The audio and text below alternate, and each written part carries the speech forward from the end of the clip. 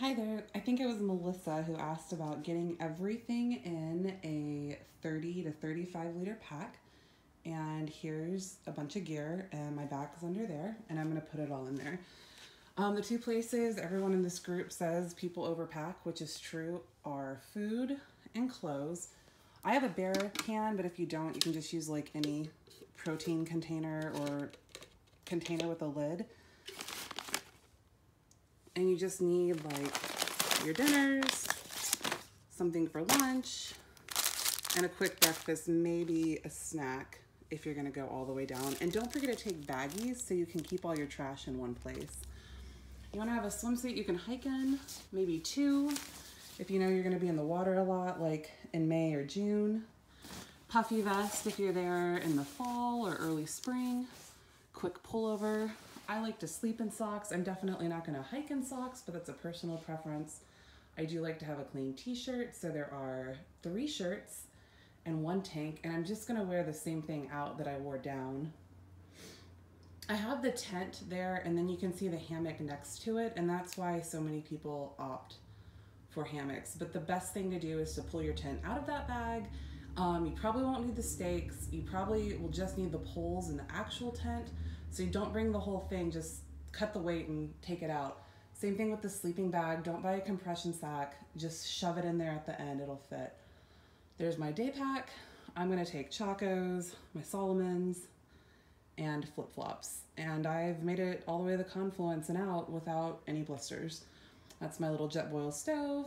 And here's a bunch of like electronic stuff, including like my Anchor battery pack, selfie stick, and some waterproof gear. And don't forget a little first aid kit. It's just silly not to have that. And now I'm gonna take all of these things and put them in the bag.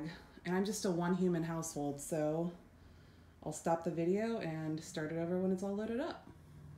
Okay, first I'm gonna load up some food. If you like coffee, I highly recommend these guys. They come in this little box. You can get them at Costco or Starbucks, but they inside are this big. And I'm gonna make sure I have a couple of those. This is all the camping food, so that I can always have coffee in the morning and more than 1 cup.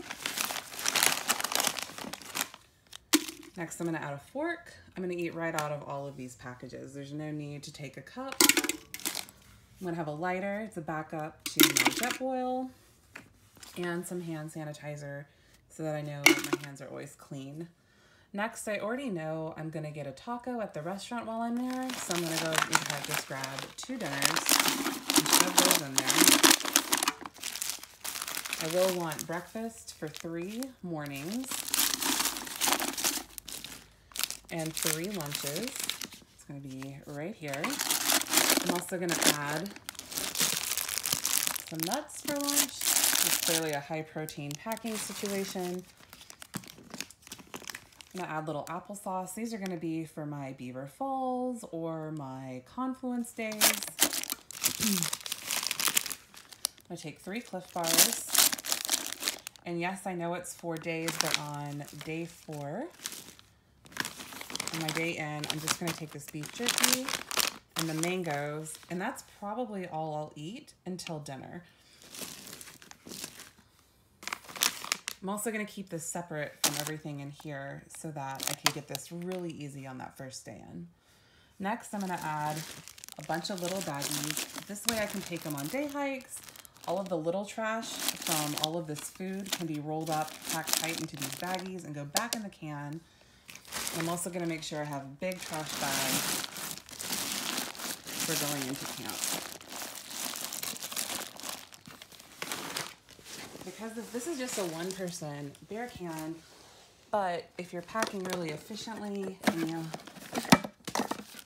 do it kind of well, you can also just put your stove in there, no problem. And so that takes care of all my food. If you don't have a bear can, you can just use a rat sack. Protein containers work great. I would take 2 of these instead of this if I didn't have a bear can. And I've taken this exact container down a couple times to Havasupai, and it's not a problem with the little critters.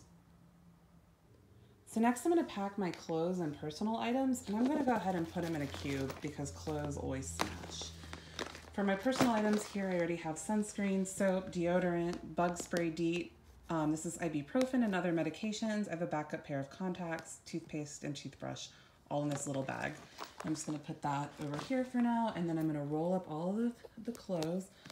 For this trip, I'm gonna take 2 swimsuits I can hike in. That means they have like either support or they're non-chafing or whatever, just real talk, straight up. I'm also gonna take some like sports underwear. These are Royal Robins, Patagonia makes some, Target even makes some.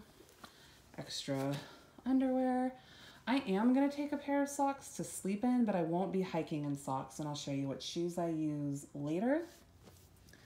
I'm gonna take a fuzzy hat, puffy vest, a warm pullover, and then I have some t-shirts. I feel like for me personally, having a clean t-shirt is a luxury, and I wanna have that. So I have 3 t-shirts and a tank, but really you could get by with just 2 tops and you'd be fine.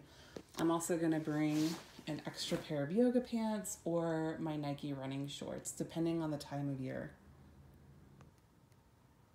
Okay, so there we go. Cubes are a great way to do clothes because if you can't get it all in your cube, you can see where mine's been too close to campfire. But if you can't get all your clothes in your cube, then you have too many clothes. So this is, again, a great way to edit. Just make sure, it also allows you to, like this is pretty compressed, but it's still gonna smash into my bag, no problem. This can double as a pillow if you're really desperate. One thing I did notice when I packed my cube this time is that my top didn't fit, but that's okay because I'm gonna tie it around my waist and have it accessible for when I hike down. So here's kind of what's left of what I would normally take. Because I'm taking a smaller bag than my big backpacking bag, I probably don't need my day pack. So I'll go ahead and pull this out and make sure I grab the water bladder. So now I have 5 liters of capacity. This is great because you can use the bladder and just know that's always full and ready to go for hiking. And then this 2-liter bottle is great to have in camp for drinking and cooking. And again, because this is just a 20-30 liter bag, by the time it's all unpacked in camp, all I'm gonna need is this bag to move down. If I really wanted to, I could get a little drawstring bag. I actually could shove this in here too, just to show you guys how easy it is to fit. And next we'll do things that are wants. For me, that's gonna be this REI quick dry towel and my blanket. It's just a really great way to kind of lay out by the waterfalls and enjoy a great day inside the canyon. So I just wanted to show you guys, I'm punching my sleeping bag in last, and it's not in a compression sack. That way it can kind of fill down the bag into all the spaces something already isn't there. With my last items, my sleeping pad, my towel, and my blanket, and my tent. If I were gonna strap the tent to the bottom of the bag, I would undo the blanket and the sleeping pad and the towel and roll them up with the tent and strap it on. This is why so many people recommend hammocks. This is my whole hammock. These are the straps. That's all the stuff you need. Well, that's all the stuff you need for the tent. This is all you need for the hammock.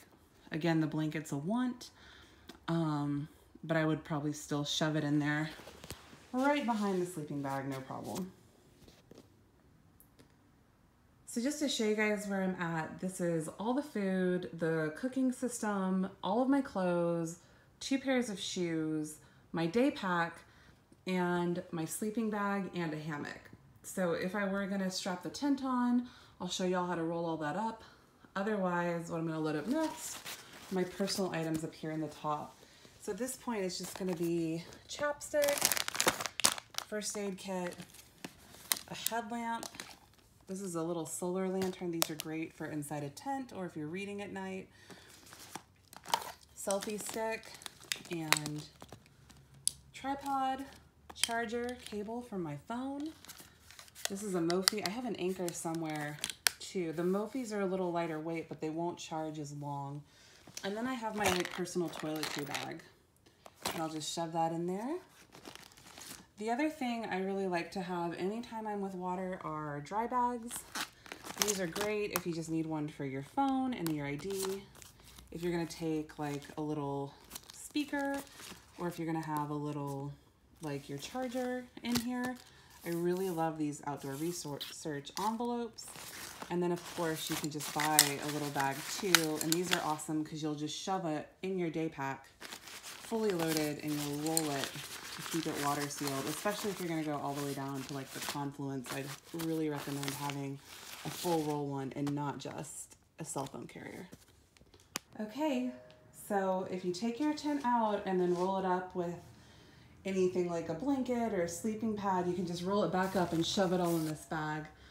The only thing of all the stuff I showed you that didn't make it were the wearables. I'm gonna backpack in my Chacos. I definitely want my sunnies. I like to have my phone in this even on the way down, just for easy access if I need to show permits.